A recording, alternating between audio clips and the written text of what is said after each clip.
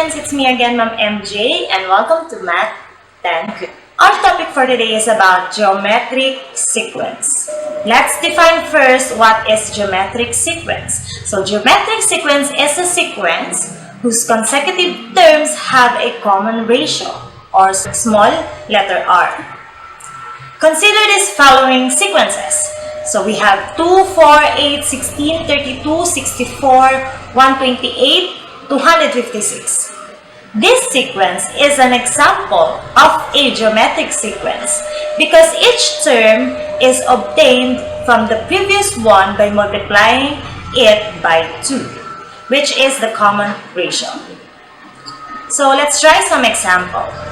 Determine whether each sequences is geometric or not.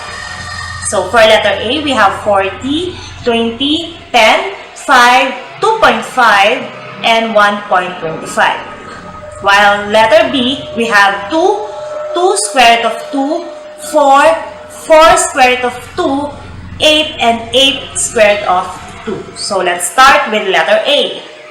So here's the given, as you can see.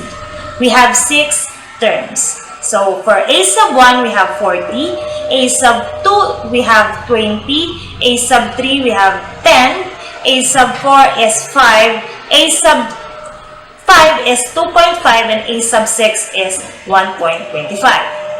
Remember that for a sequence to be geometric, the ratios of all pairs of consecutive terms have to be equal. So to check if the given sequence is having the same ratio, let's simply divide each consecutive terms. So for first two terms, we have A sub 2 over A sub 1. Remember that A sub 2 is our numerator and the denominator is A sub 1. So let's substitute the given values. So 20 over 40 is equal to 1/2. So next, let's try A sub 3 divided by A sub 2. So 10 divided by 20 is equal to also 1/2. So next, A sub 4 over A sub 3. So we have 5 over 10. So the answer is also 1/2. A sub 5 over A sub 4. So it is equal to 2.5 over 5 is equal also to 1/2.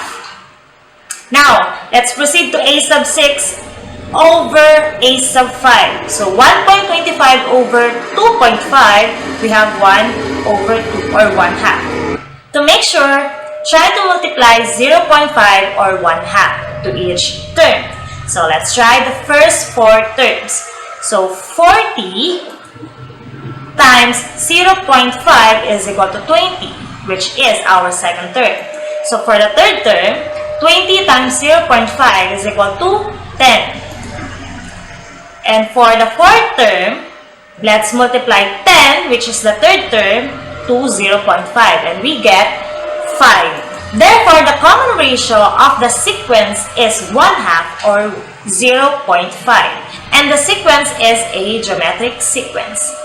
Ratio is equal to 1/2 or 1 over 2 or 0.5 geometric sequence. Here's another example for letter B. So 2, 2 square root of 2, 4, 4 square root of 2, 8, 8 square root of 2. Here's the given, and again we have 6 terms. So for A sub 1, we have 2, A sub 2, 2 square root of 2. For A sub 3, we have 4. A sub 4, we have 4 square root of 2. And A sub 5, we have 8. And last, A sub 6, we have A square root of 2. Same procedure. So, simply divide each term to get their ratio. So, let's start with A sub 2 over A sub 1. Remember that the second term is always the numerator. And the first term is the denominator. So, let's divide their given values. So, 2 square root of 2 over 2 is equal to square root of 2. So, A sub 3 over A sub 2, we have 4 over 2 square root of 2 is equal to also square root of 2. Next, A sub 3 over A sub 2. So 4 over 2, square root of 2. So we have 2 over square root of 2. Let's multiply it by square root of 2 over square root of 2 to get square root of 2. Next, a sub 4 divided by a sub 3. So 4 square root of 2 over 4 is equal to square root of 2. And a sub 5 over a sub 4. So 8 over 4 square root of 2 is equal to 2 over square root of 2. Same goes with the third term. Okay, it is also square root of 2. The common ratio is square root of 2 and the sequence is geometric sequence. And for the nth term of a geometric sequence, here's the formula. So the nth term of a geometric sequence is a sub n is equal to a sub 1 times r, or the ratio raised to n minus 1. The nth term of a geometric sequence where a sub n is the unknown term and the a sub 1 is the first term. So let's try this example. Find the missing terms in the geometric sequence 144 blank 1 blank 1 over 44. The givens are a sub 1 is equal to 144, a sub 3 is equal to 1, and a sub 5 is equal to 1 over 44. While the unknown parts are ratio, a sub 2, and a sub 4. In the given sequence, a sub 1 is equal to 144 and the common ratio is not given. However, two other terms are given. So we have a sub 3 is equal to 144 r raised to 3 minus 1. So our n is 3. By substituting a sub 3 in the equation, we can solve for the common ratio. So we have the value for a sub 3 is 1. So 1 is equal to 144 r raised to 2 since 3 minus 1 is equal to 2. So divide both sides of the equation by 144. So r raised to 2 is equal to 144. Note that when solving for r in the equation, we will get two possible answers.